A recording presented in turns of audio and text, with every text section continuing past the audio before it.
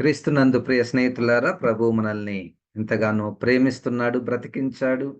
ఆయనను ఆరాధించగలిగిన, సేవించగలిగినటువంటి ఆరోగ్యమును ప్రభు మనకు దయచేశాడు. వాక్యమును మనము వరుస క్రమంలో ధ్యానం చేయుటకు ప్రభు మనకు మంచి అవకాశాలను ఇస్తూ ఉన్నాడు. నిర్గమకాండము 17వ అధ్యాయములో కొన్ని వచనాలను మనము చదువుకొని మనం చేసుకుందాము. నిర్గమాకాండము 17వ అధ్యాయము 8వ వచనము నుండి. తర్వాత అమాలేకీయులు వచ్చి రెఫీదీములో ఇశ్రాయేలులతో యుద్ధము చేయగా మోషే యెహోషువతో మన కొరకు మనుషులను ఏర్పరిచి వారిని తీసుకొని బయలువెళ్ళి అమాలేకీయులతో యుద్ధము చేయుము. రేపు నేను దేవుని కర్రను చేత పట్టుకుని ఆ కొండ శిఖరము మీద నిలిచెదనెను. యెహోషువ మోషే తనతో చెప్పినట్లు చేసి అమాలేకీయులతో యుద్ధమాడెను. మోషే, అహరోను, హూరు అనువారు ఆ కొండ శిఖరం ఎక్కిరి. మోషే తన చెయ్యి పైకెత్తినప్పుడు ఇశ్రాయేలులు గెలిచిరి. మోషే తన చెయ్యి దింపినప్పుడు అమాలేకీయులు గెలిచిరి. మోషే చేతులు బరువెక్కగా వారు ఒక రాయి తీసుకొని వచ్చి అతడు దాని మీద కూర్చునుటకై దాన్ని వేసిరి. అహరోను, హూరులు ఒకడు ఈ ప్రక్కను ఒకడు ఆ ప్రక్కను అతని చేతులను ఆదుకొనగా అతని చేతులు సూర్యుడు అస్తమించు వరకు నిలకడగా ఉండెను.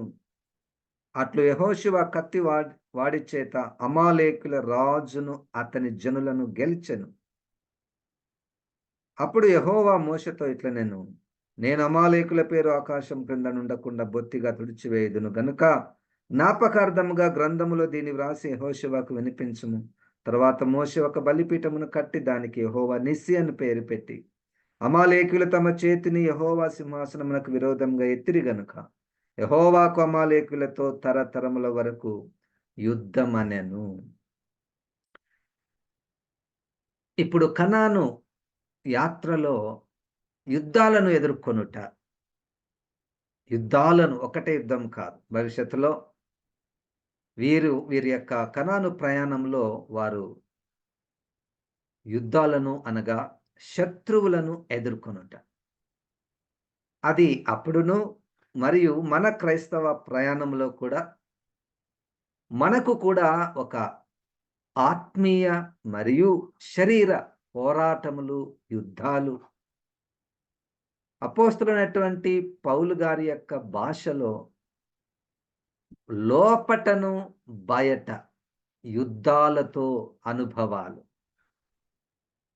యుద్ధాలతో అనుభవాలు మనము అనేక మార్లు మన వ్యక్తిగత మరియు కుటుంబ పరిచర్య జీవితాలలో అనేక రకాలైనటువంటి సవాళ్ళు ఒక వ్యక్తి ద్వారా కానీ, ఒక కుటుంబం ద్వారా కానీ, ఒక సమాజం ద్వారా కానీ, ఒక దేశం ద్వారా కానీ మనము ఎదుర్కొంటూ ఉంటాము. ఆ సందర్భంలో వాక్యము ద్వారా వారు ఆ యుద్ధాన్ని గెలిచిరి, మనము కూడా గెలుస్తాము. హల్లెలూయా. అయితే ఈ యుద్ధమును గెలుచుటలో వారు ఎన్నుకున్నటువంటి పద్ధతిలో దేవుని యొక్క పాత్ర, వీటిని మనం పరిశీలిస్తూ మనము చేస్తున్నటువంటి మనము ఆ అంధకార సంబంధమైనటువంటి లోకనాథులతో, అధికారులతో, ప్రధానులతో మన యుద్ధములో కూడా అటువంటి ప్రణాళికలు, పద్ధతులు మనం కూడా ఉపయోగిస్తే మనం కూడా గెలుస్తాము. దేవునికి వందనాలు. అమాలేకీయులు గాని, ఇక తర్వాత కనానీయులు గాని, ఫిలిస్తీయులు గాని, రకరకాలైనటువంటి శత్రువులు వారు యుద్ధానికి వస్తూ ఉన్నారు. ఇశ్రాయేలుతో యుద్ధం చేయగా 9వ వచనం, మోషే యెహోషువతో మన కొరకు మనుషులను ఏర్పరచి వారిని తీసుకొని బయలువెళ్ళి అమాలేకులతో యుద్ధము చేయుము. రేపు నేను దేవుని కర్రను చేత పట్టుకొని ఆ కొండ శిఖరము మీద నిలిచెదనెను. ఒక్కొక్క మాటలో ఒక్కొక్క ఆత్మీయ సత్యాలను మనం గుర్తించవచ్చును. ఈరోజు ప్రభు నా మనసులో ఉంచినటువంటి మాట ఏమిటంటే, కనాను యాత్రలో సంఘముగా యుద్ధము చేయుట. హల్లెలూయా. కనాను యాత్రలో సంఘముగా యుద్ధము చేయుట. అంటే క్రొత్త నిబంధన భాషలో అనేకులను పాతాళమంట ఆకర్షిస్తుందంట. తన వైపుకు అనేకులను ఆకర్షిస్తుంటే 16వ అధ్యాయములో యేసుక్రీస్తు ఈ సంఘాన్ని పిలిచి, ఇదిగో ఈ సంఘము మీద నా ఈ ఈ ఈ ఈ ఈ బండ మీద నా సంఘాన్ని కడతాను. ఈ సంఘము ఎదుట పాతాళ లోకపు ద్వారాలు నిలువజాలవు. పాతాళ లోకము అనేటువంటిది ఒక యుద్ధము.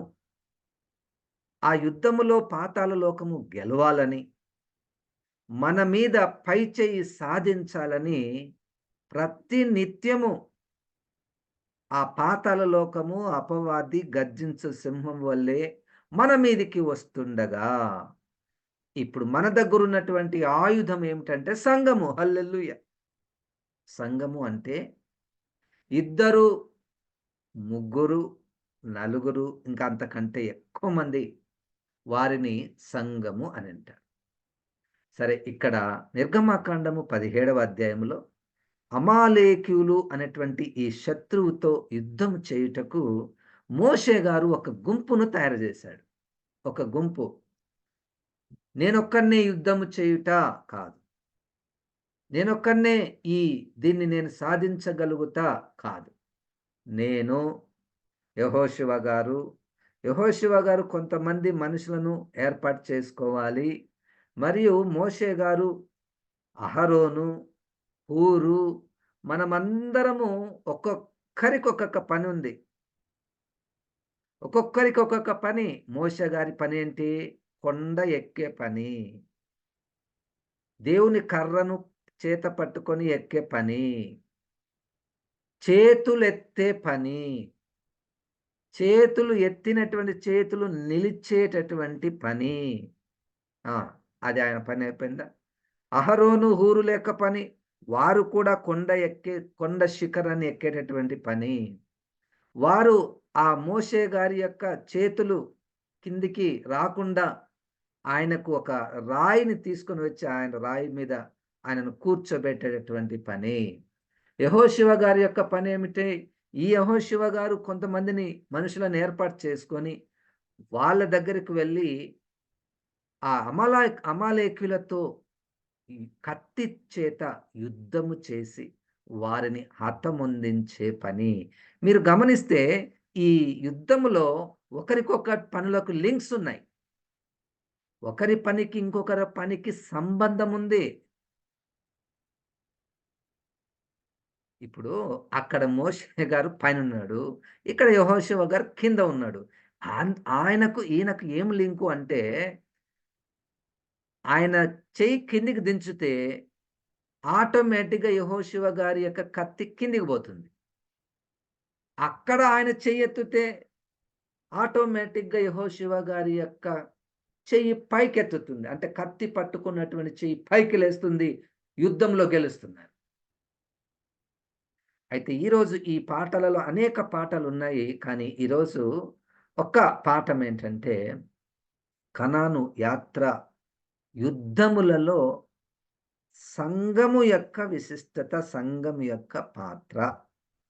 అందుకనే ఒక మంచి మాట 9వ వచనంలో నిర్గమాకాండము 17వ అధ్యాయము 9వ వచనంలో మన కొరకు, హల్లెలూయా!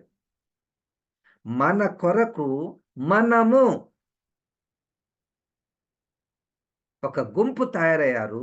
ఒక సంఘము ఇక్కడ ఉన్నట్టు మనం చూస్తున్నాము. గనుక ఈ అపవాదిని ఈ యుద్ధాలతో యుద్ధము చేసేటటువంటిది సంఘము. అందుకనే ఈ సంఘానికి ఒక ఒక ఒక శక్తిని మనం 16వ అధ్యాయంలో మత్తయి సువార్తలో ఈ సంఘము ఎదుట, ఏ సంఘం ఎదుట? బండ మీద కట్టబడినటువంటి సంఘం ఎదుట. ఆ వాక్యము మనకు సుపరిచితమైనప్పటికీ మనము దాన్ని ఒకసారి వాక్యంలో చూచుట మంచిది. చూద్దాము. మత్తయి సువార్తలో 16వ అధ్యాయంలో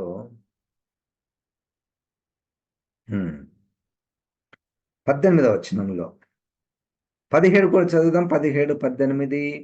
అందుకు యేసు, సీమోను బర్యోనా, నీవు ధన్యుడవు, పరలోకమందున్న నా తండ్రి ఈ సంగతి నీకు బయలుపరచనే గాని నరులు నీకు బయలుపరచలేదు. మరియు నీవు పేతురువు, ఈ బండ మీద నా సంఘమును కట్టుదును, పాతాళలోక ద్వారములు దాని ఎదుట నిలువ నేరవని నేను నీతో చెప్పుచున్నాను. పరలోక రాజ్యపు యొక్క తాళపు చెవులు నీకిచ్చెదను.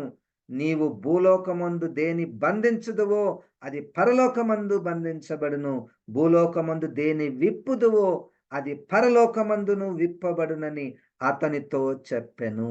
నీవు నీవు నీవు అంటే సంఘము.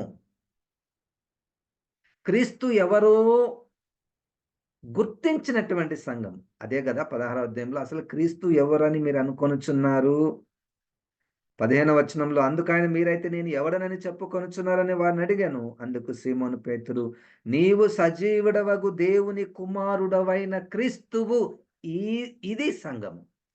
ఇది బండ.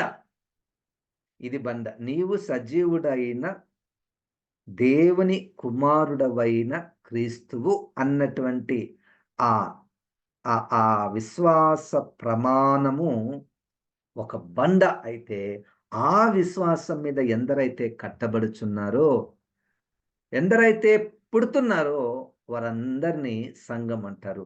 ఆ సంఘానికి ఒక శక్తి ఉన్నది. ఆ సంఘమంట యుద్ధములో గెలవగలదు. హల్లెలూయా.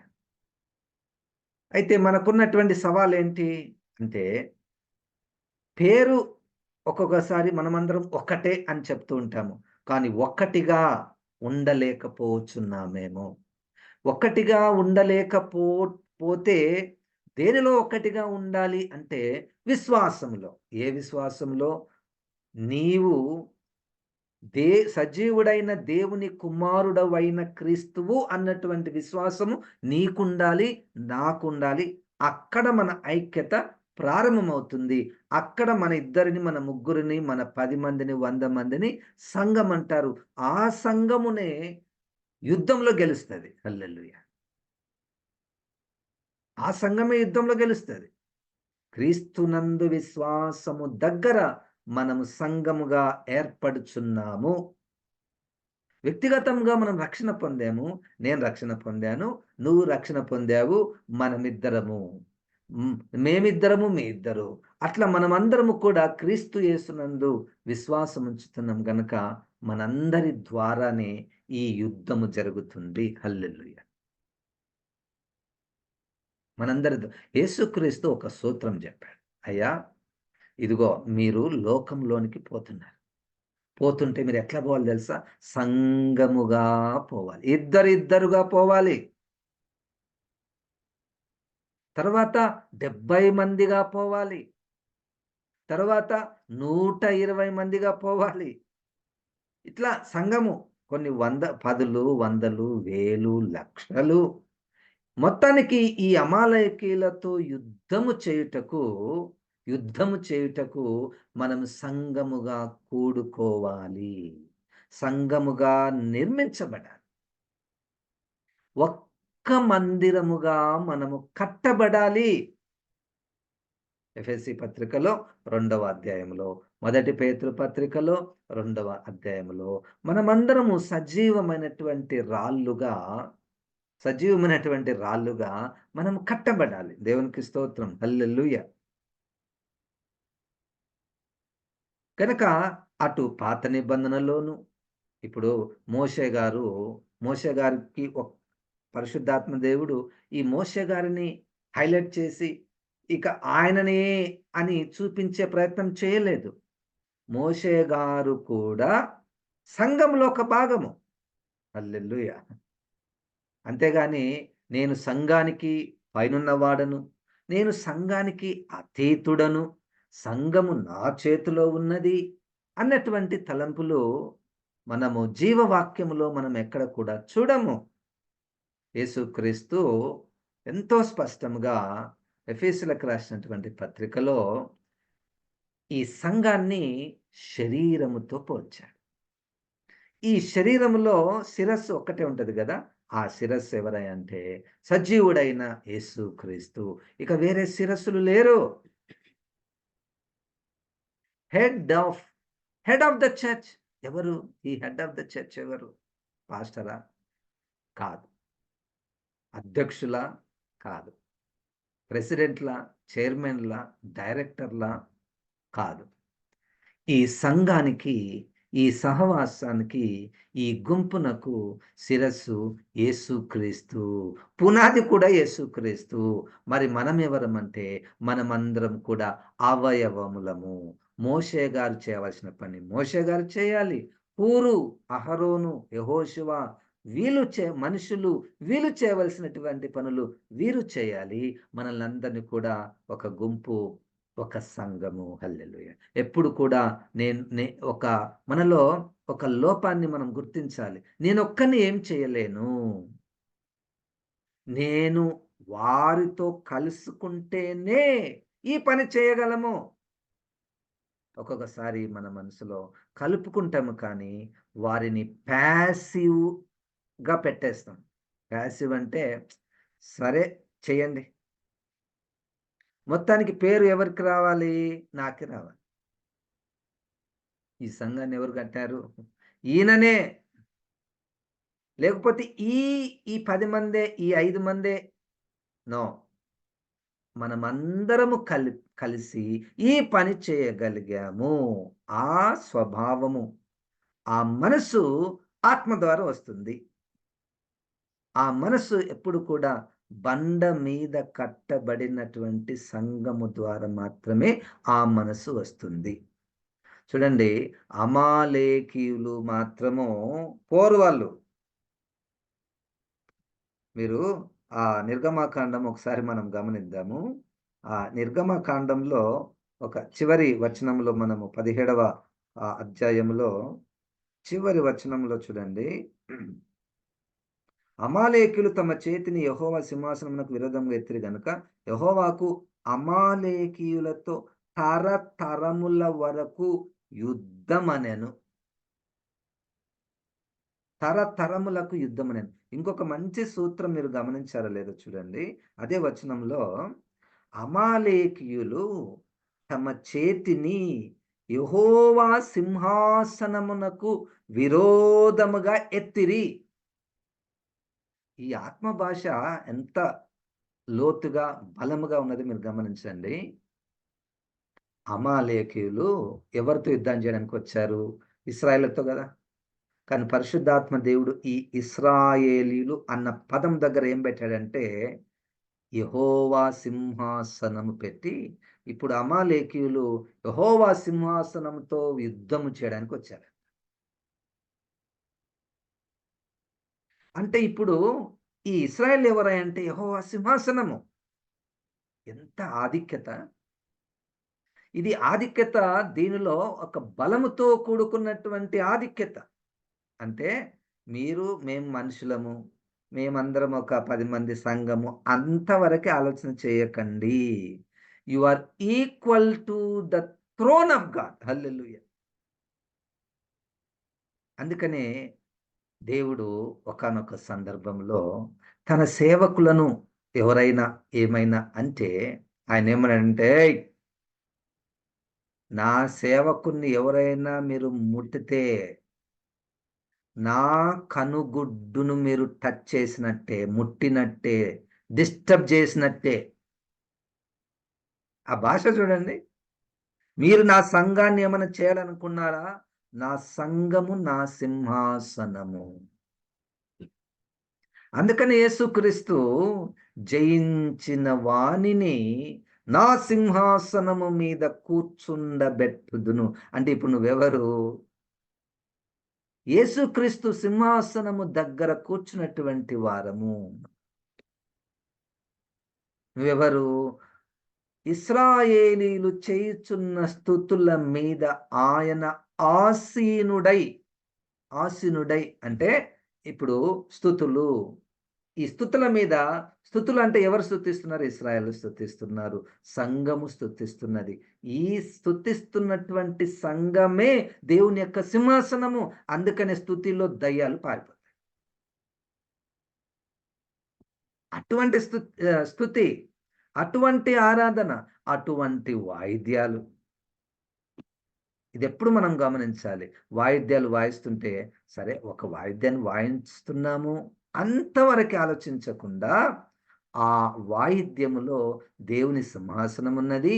ఆ సింహాసనము యొక్క పని ఏమిటంటే, యుద్ధము చేసే పని. హల్లెలూయా! ఎవరితో? దురాత్మలతో, శత్రువులతో, అమాలేకులతో, ఫిలిస్తీయులతో, కనానీయులతో యుద్ధము చేసేటటువంటి శక్తి ఈ వాయిద్యమునకు, ఈ పాటకు, ఈ సంఘ పరిచర్యకు ఉన్నది. కనుక మనం చూచే, ఆలోచించే విధానము మనము మారిపోతుంది. దాని యొక్క విశాలమైనటువంటి, సమగ్రమైనటువంటి అర్థాలను మనము నేర్చుకుంటున్నాము. మీరు ఆ అక్షరము నుండి ఆత్మలోనికి రండి. హల్లెలూయా! అది పా ఈ పాఠం.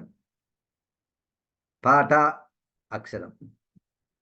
నువ్వు ఎప్పుడైతే ఆ పాటను, ఇప్పుడు పాటను మనము సంఘమంతలైతే క్వైర్ పాడుతుంటారు గదా! క్వైరు పాటలు పాడతారు. ఏంటి? ఆ క్వైర్‌ని అడగాల. క్వైర్ వాళ్ళు తెలుసుకోవాలి. What is choir? What is choir అంటే యువర్ సంఘము.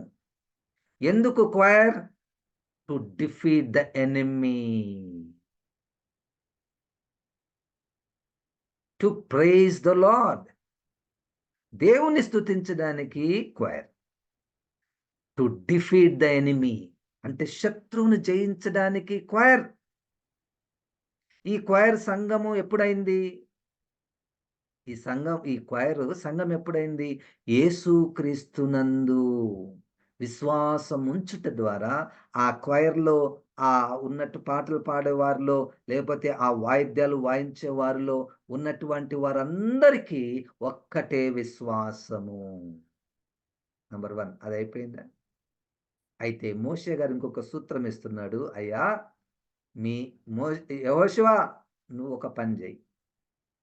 అహరోను నువ్వు ఈ పని జెయి. హూరు నువ్వు ఈ పని జెయి. ఓ యుద్ధ శూరులారా మీరు ఈ పని జేయండి. నేను ఈ పని జేస్తా. మన పనులలో డిస్ట్రిబ్యూషన్. మన పనిలో నువ్వు ఆ పని చెయి, నేను ఈ పని చేస్తా. అక్కడ కూడా ఒక ఐక్యత. హల్లెలూయా! ఒక ఐక్యత. ఈ ఎవరైతే ఈ గుంపు, మేము సంఘము, మేము క్వైరు, మేమందరం వాయిద్యాలు వాయించేవారము, మేమందరం ఒక కమిటీ, మేమందరము ఒక వింగ్స్ అంటుంటారు గదా! మనమందరం ఒక గుంపు. ఈ గుంపులనన్నిటిని ఒక సంఘముగా మనం ఆలోచన చేస్తే, ఆ సంఘానికి ఉండవలసినటువంటి లక్షణాలను గురించి మనం నేర్చుకుంటున్నాము. మొట్టమొదటి లక్షణం ఏంటంటే, మనమందరము సంఘము అన్నటువంటి జ్ఞానం రావాలి. ఆ జ్ఞానం ఎక్కడ పుట్టింది? యేసుక్రీస్తు అన్నటువంటి బండ మీద విశ్వాసం ఉంచుట ద్వారా మేము పుట్టాము. అందుకనే కొన్ని సహవాసాలు రక్షణ లేకపోతే నువ్వు పాట పాడకు. రక్షణ నిశ్చయత లేకపోతే నువ్వు వాయిద్యం వాయించకు. రక్షణ అనుభవము, క్రీస్తు అనుభవము, క్రీస్తును ప్రతిష్ఠించుకున్న, ధరించుకున్న అనుభవము లేకపోతే నువ్వు సంఘంలో పరిపాలన చేయకు. పరిచర్య చేయకు. ఇప్పుడు చాలామంది మనము అసోసియేషన్ అంటుంటాం గదా! అసోసియేషన్. అసోసియేట్ అంటే? అంటే అసోసియేట్ అనేటువంటి మాటకు అర్థం ఏంటంటే, ఒకదానికి ఇంకొక దానికి సంబంధం ఉంది. ఏం association? Christian association, pastors association, women association, teachers association ఇవన్నీ మనకు సుపరిచితమైనటువంటి పదాలే కదా! లేకపోతే కౌన్సిల్స్, లేకపోతే కమిటీస్ చాలా రకాలు గదా! ఈ ఈ గుంపులనన్నిటినీ మనము చూచే విధానము మనం అటువంటి గుంపులో ఉంటే మనల్ని మనం ఏ విధంగా ఆలోచన చేయాలంటే, ఇదిగో మనకు యుద్ధం ఒకటున్నది. ఈ యుద్ధంలో మనం గెలవాలంటే మనమందరం సంఘముగా కూడాలి. It's not uniformity. It is unity. మీ కమిటీ వాళ్ళందరూ కూడా ఒక డ్రెస్ ఏసుకోండయ్య బావుంటది. యూనిఫార్మ్ ఏసుకోండి అందరూ మంచి వైట్ అండ్ వైట్ ఏసుకోండి. యూనిఫార్మిటీ. లేకపోతే అందరూ సూట్‌లేసుకోండి. యూనిఫార్మిటీ. లేకపోతే అందరూ ఒక్కటే రకమైనటువంటి చీరలు కట్టుకోండి. Uniformity. Bible is zero about this uniformity. Zero.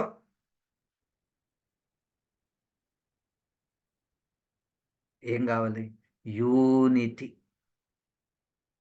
Unity కావాలంటే ఏం ఏం చేయాలి పాస్టర్ గారు? బండ మీద కట్టబడాలి. బండ మీద విశ్వాసముంచాలి. బండ ద్వారా పుట్టాలి. అక్కడ యూనిటీ వస్తది. అక్కడ నువ్వు నేను, నా పని, ఆమె పని ఒక శరీరములో ఇయన్నీ పనులు జరుగుతేనే యుద్ధంలో గెలుస్తాము అన్నటువంటి ఆ మనసొస్తది. కానీ మనం ఈ అక్షరాల వరకే ఆగిపోయామేమో! అక్షరాల వరకే ఆగిపోయామా? సంఘంలో అందరూ లైన్‌గా కూర్చోండి. యూనిఫార్మిటీ. మీరందరూ ఒక కమిటీ వాళ్ళందరూ ఇక్కడ కూర్చోండి. అక్కడ చూస్తేనే వీళ్ళందరూ ఒక్క దగ్గర ఒక్కటే డ్రెస్సు. యూనిఫార్మిటీ. కానీ ప్రభువు ఈరోజు కోరుతున్నాడు. కూర్చోండి. అందరూ ఒకటే యేసుకొని ఉండండి. యూనిటీ ఎక్కడా? యూనిటీ లేకపోతే యుద్ధంలో గెలుస్తారనుకుంటున్నారా? అసోసియేషన్‌లు ద్వారా యుద్ధంలో గెలుస్తామా? గెలవం.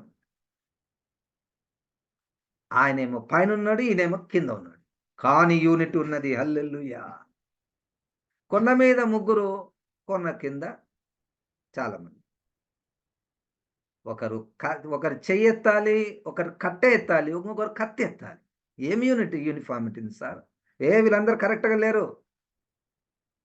పట్టుకుంటే అందరూ ఒక్కరే కట్టెలు పట్టుకోవాలి, లేతే కత్తులు పట్టుకోవాలి. అది యూనిఫార్మిటీ. నువ్వు కట్టెలు పట్టుకున్నా, కత్తులు పట్టుకున్నా, కొండ శిఖరము మీద ఉన్నా, కొండ శిఖరం క్రింద ఉన్నా, మీరందరూ ఐక్యత కలిగినటువంటి వారు. అట్టి వారి ద్వారానే యుద్ధములో గెలుపు, విజయము ఉంటుంది. ఈరోజు ఒక్కటే పాఠమును మనం నేర్చుకుంటున్నాము. ఏదైనా మనము చేయాలనుకుంటే కలిసి ఉన్నటువంటి గుంపు, ఈ కలిసి ఉన్నటువంటి గుంపునే బైబిల్ భాషలో సంఘము అంటారు. వారిద్దరు గావచ్చు, ముగ్గురు గావచ్చు, నలుగురు గావచ్చు, 10 మంది, 10,000 మంది కూడా కావచ్చు. వీరిలో యూనిఫార్మిటీ కానే కాదు. ఉండదు కూడా. యూనిఫార్మిటీ ఎట్లుంటదయ్యా? ఇప్పుడు ఈ చెవుంది. ఈ చెవిలాగానే నా చెయ్యి ఉండాలనుకుంటామా? చెప్పండి. ఈ చెవిలాగానే చెయ్యి ఉండరు అట్లా. ఉండనీకి రాదు. ఉండడానికి ప్రయత్నం చేస్తే ఏమైతది తెలుసా? ఈ చెయ్యి ఇంతయిందనుకో, ఈ చెవి మాదిరే ఉండాలి సార్ చెయ్యి గూడా అన్నావనుకో, ఈ చేతులు గూడా ఇంతే అయితే అప్పుడుంటది నీ కష్టమేంటో. నెవర్ డేర్ టు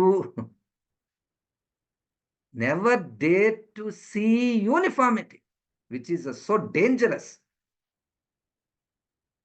అది చాలా ప్రమాదకరం యూనిఫార్మిటీ. యూనిటీ చాలా అద్భుతము, మేలుకరం. దేవుడు సహాయం జేస్తాడు. నువ్వొక్కటే, నేనొక్కటే మన మనసుని ఎట్లా సిద్ధపరచుకోవాలంటే, ప్రభా నన్ను సర్వ సత్యంలోనికి నడిపించు. నా ఆలోచన విధానం తప్పుంటే మార్చేసే ప్రభా. నేనెప్పటి నుండి నీ బండ మీద కట్టబడాలి. అట్టి వారితో నా సహవాసం ఉండాలి. నేను ఆ వ్యక్తి కలుసుకుంటే యుద్ధంలో గెలుస్తాం. అందుకనే మనం చూస్తాం ఒక్కొక్కసారి మన ముగ్గురం వెళ్లి ప్రార్థన చేసుకుందాం పండి. ఈ ఇద్దరు ముగ్గురు కలిస్తే ప్రార్థనలు చేస్తారు చూడండి, కార్యాలు జరుగుతాయి. అంతేగాని 100 మందిని పిలిపించి రక్షణ లేని వారందరూ కూడా పాటలు, ప్రార్థనలు, వాక్య సందేశాలు, అసోసియేషన్‌లు ఇవన్నీ ఉన్న యుద్ధంలో గెలవము. అది వాక్యం. అది వాక్యం, నా మాట కాదు. వాళ్ళు 10 మందే ఉన్నారు. మనం 1000 మంది ఉన్నాం. మనం ఈజీగా గెలుస్తాం. నిశ్చయముగా ఓడిపోతాం. నిశ్చయముగా ఓడిపోతాం. అవమానపరచబడతాం. పరిశుద్ధాత్మ దేవుడు మనల్ని సర్వ సత్యములోనికి నడిపిస్తాడు. మనం వాక్యానికి విధేయత చూపిస్తాము. ప్రార్థన చేసుకుందాము.